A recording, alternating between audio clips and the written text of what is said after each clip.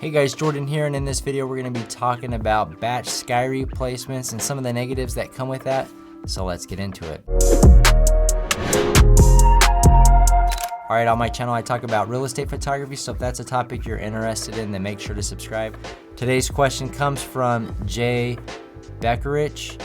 I made a video about doing batch sky replacements for real estate photos. You can do 50 pictures in less than 2 minutes. The link to that video will be in the description, but there are some downsides to doing the batch processing in that way. He says the sky is the exact same in all of them, which looks weird.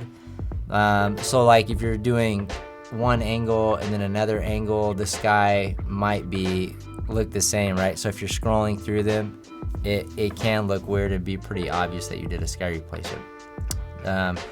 So like the same cloud at all different there he goes, etc. Quick, but not ideal in my opinion. Maybe a more clean blue sky may be a better for myself. Yeah. So if you're doing a high number, it's probably more practical just to select a solid blue sky, because no matter what angle it can look more realistic. Now if it's like overcast and there's shadows and then you have a bright blue sky, obviously that's not going to look good as well.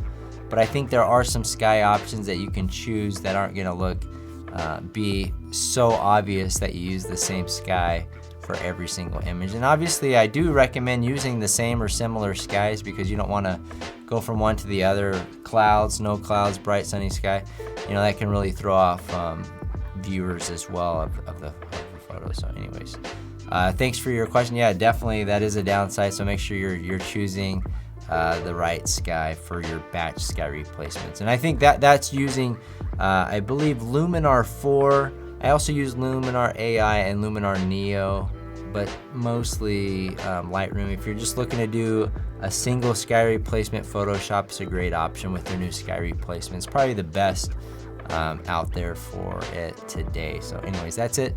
Thanks for watching. We'll see you guys on the next one.